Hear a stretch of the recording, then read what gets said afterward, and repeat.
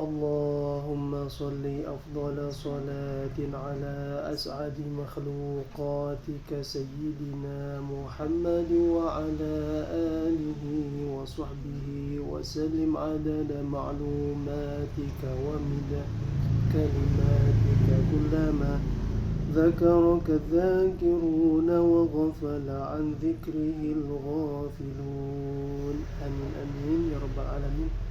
A'udzu billahi minasyaitonir rajim. Bismillahirrahmanirrahim. Alhamdulillah wassalatu wassalamu ala sayyidina wa maulana Rasulillah wa ala alihi wa sahbihi wa man walah fi mabda'i kulli amrin muntaha. Rabbi shrah li sadri wa yassir li amri wahlul 'uqdatan min lisani yafqahu qawli thumma amma ba'du. Rekan-rekan, teman-teman yang dimuliakan Allah Subhanahu wa taala. Assalamualaikum warahmatullahi wabarakatuh.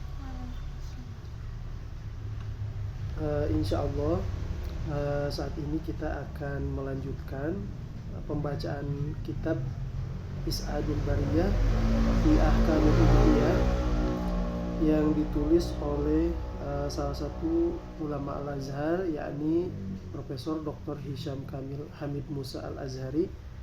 Nafa'anallahu ta'ala bi'ulumihi wa bi'ulumi masyayikhina fid dharain amin.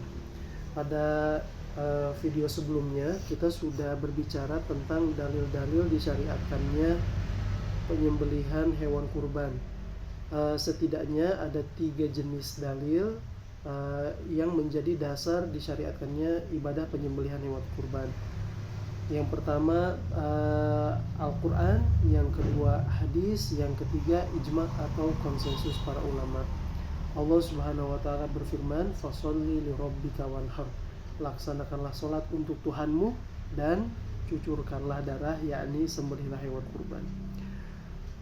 Insya Allah pada kesempatan ini kita akan lanjut membahas tentang kepada siapa sebenarnya ibadah penyembelihan hewan kurban ini disyariatkan. Apakah kepada seluruh kaum muslimin secara mutlak, baik kepada yang kaya maupun yang miskin, atau kepada golongan kaum muslimin tertentu, yakni orang-orang yang berkemampuan saja? Nah, insya Allah akan kita temukan jawabannya sesaat lagi. Qala musannif radhiyallahu ta'ala anhu wa ardhah fi haqqi man tushra'ul udhiyah. Nah, bagi siapa disyariatkan ibadah penyembelihan hewan kurban ini? Tushra'ul udhiyah fi haqqi man malaka thamanaha. Disyariatkan udhiyah ini bagi orang yang memiliki harta untuk membeli hewan kurban udhiyah. Fadilan an hajatihi wa hajati man ya'uluhum. Yang pertama, dia memiliki harta untuk membeli hewan kurbannya, kemudian masih tersisa harta itu untuk mengcover kebutuhan dirinya dan untuk menafkahi orang-orang yang wajib dinafkahinya. Jadi membeli hewan kurban saja, punya harta lalu mampu membeli hewan kurban, itu tidak cukup. Haruslah ada harta lebih yang digunakan untuk memenuhi kebutuhan dirinya dan memenuhi kebutuhan orang-orang yang wajib dinafkahinya, seperti istri dan anak-anak. Wa yus'al an nafaqatihi fi yaumihi wa lailatihi wa kiswati faslihi. Yang berkurban itu berhak untuk diminta hartanya. Untuk apa? Untuk mengcover kebutuhan dirinya dan untuk mengcover kebutuhan atau menafkahi orang-orang yang wajib dinafkahinya pada hari raya Idul Adha, pada malam Idul Adha, dan untuk memberi pakaian atau untuk membelikan pakaian sesuai musim yang dialami oleh orang tersebut atau oleh keluarganya. Kalau musim dingin seumpamanya, maka kalau keluarganya tidak punya pakaian musim dingin, harus mengeluarkan harta untuk membelikan mereka pakaian musim dingin, selimut dan seterusnya. Kiswatu faslihi, yakni pakaian yang sesuai dengan cuaca. Ada faslus shaif, ada faslus syita, ada musim panas, ada musim dingin, hakadha ya. Ayyan bagi an takuna fadilatan an nafaqati yaumil aid wa ayyami tashriqi thalatha. Jadi harta yang dimilikinya itu mesti ada harta yang lebih untuk menafkahi dirinya dan menafkahi orang-orang yang wajib dinafkahinya selama hari raya Idul Adha dan selama hari tasyrik yang 3, 11, 12, 13 Zulhijjah. Jadi bagi siapa udhiyah ini disyariatkan? Kepada siapa disyariatkan? Kepada mereka, 1, mampu membeli hewan kurban. 2, selain mampu membeli hewan kurban, mesti juga yang berkurban ini punya harta yang lebih untuk mencukupi kebutuhan dirinya dan kebutuhan orang-orang yang wajib dinafkahinya, seperti anak maupun istri, selama hari raya Idul Adha dan 3 hari tasyrik, 11, 12, 13 Zulhijjah.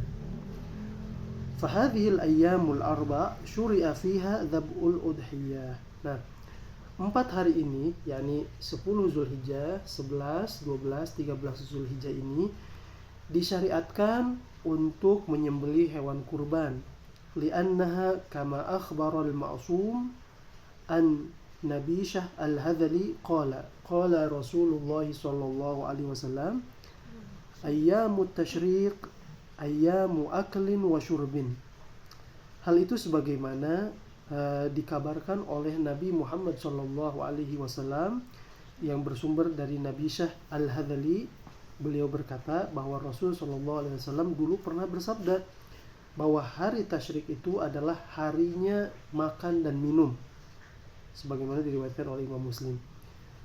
Hari tasyrik, hari makan dan minum. Oleh sebab itulah haram hukumnya berpuasa pada hari tasyrik.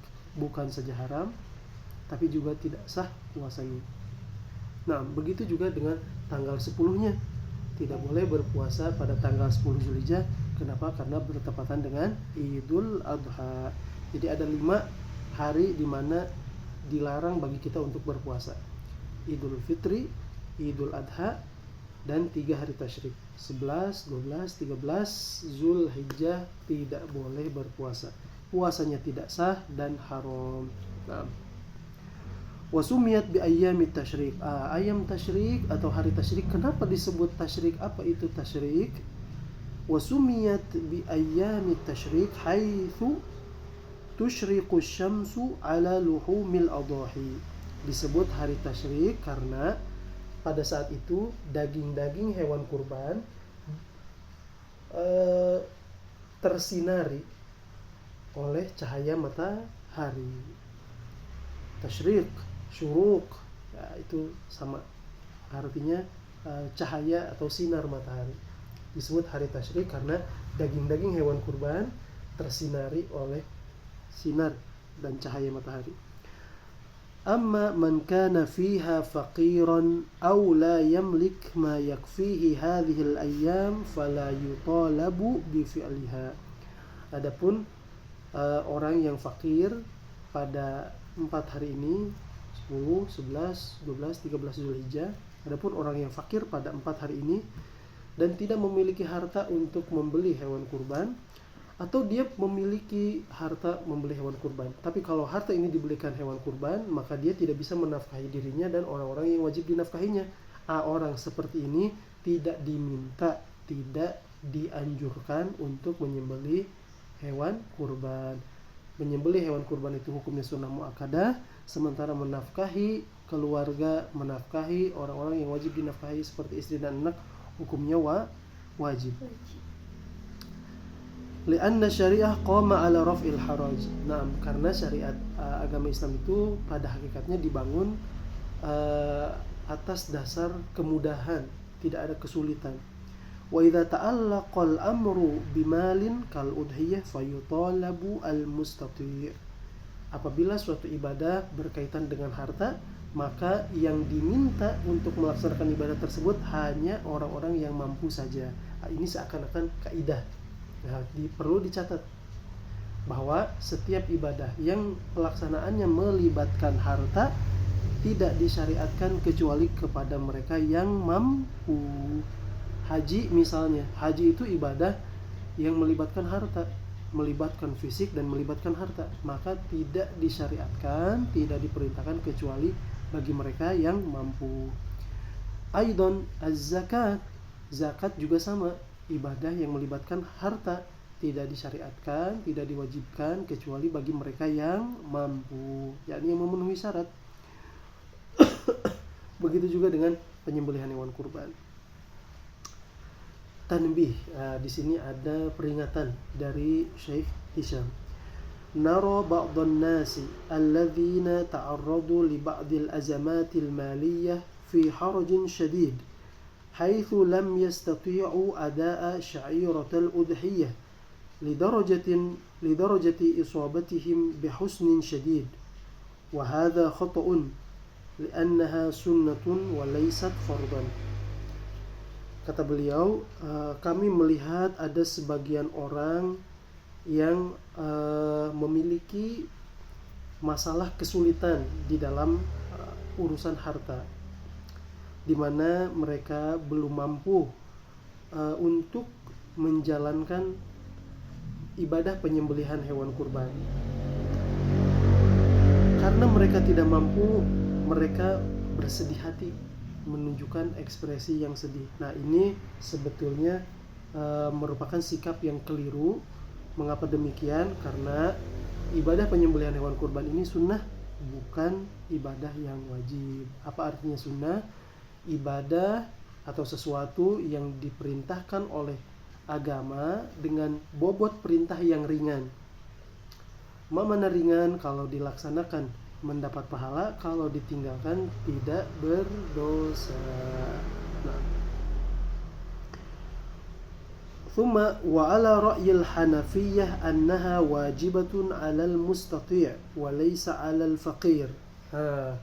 Ada suatu pendapat dalam mazhab Abu Hanifah atau dalam kalangan mazhab Hanafiyah bahwasannya udhiyah atau penyembelihan hewan kurban ini hukumnya wajib bagi orang yang mampu, tapi tidak wajib bagi orang yang tidak mampu. Aidon, lagi-lagi dalam mazhab Imam Abu Hanifah ada pendapat bahwa tidak wajib kalau yang bersangkutan tidak mampu.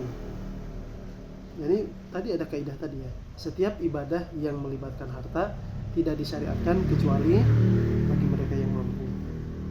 Kadzalikal insan yura'i rabbahu wa la yura'in nas. Nah, kemudian juga manusia itu seyogianya dia harus memperhatikan Tuhannya saja. Yakni kalau mau cari perhatian Tuhan saja, jangan cari perhatian manusia. Fa innal ladzi a'tahu huwallah. Karena sesungguhnya yang memberikan harta itu adalah Allah. Wa annal ladzi mana'ahu huwallah. Dan yang mencegah nikmat sehingga tidak sampai kepada seorang hamba itu juga Allah Subhanahu wa taala. Wa ajaban li amril mu'min kulluhu khair. Dan subhanallah, betapa dahsyat sekali urusan seorang hamba, semua urusannya baik. Jika dikasih nikmat, bersyukur, ditambah nikmatnya. Jika dicegah dari suatu nikmat, bersabar, maka pahalanya juga besar. Kata Allah Subhanahu wa taala di dalam Al-Qur'an, wa jazahum bima sabaru jannatan wa harira. Wa jazahum bima sabaru, dan Allah memberi pahala balasan kepada mereka atas kesabaran yang mereka persembahkan. Ganjarannya apa? Berupa surga dan kain-kain sutra. Subhanallah. Nah, khulasatul kalam, ringkasan dari apa yang tadi kita bahas, bahwa ibadah penyembelihan hewan kurban ini hanya diarahkan, hanya disyariatkan bagi mereka yang mampu. Pengertian daripada yang mampu itu adalah mampu membeli hewan kurbannya dan mampu menafkahi diri sendiri dan orang-orang yang wajib dinafkahinya pada hari raya Idul Adha dan 3 hari tasyrik. Adapun orang yang hanya mampu membeli hewannya saja, tapi pembelian hewan itu menyebabkan dirinya tidak mampu menafkahi keluarganya, dia tidak diminta untuk menyembelih hewan kurban. Karena setiap ibadah yang pelaksanaannya melibatkan harta tidak disyariatkan kecuali bagi mereka yang mampu. Wallahu muwaffiq ila aqwamit thoriq. Aqulu qawli hadza wa naktafi bihadzal qadar.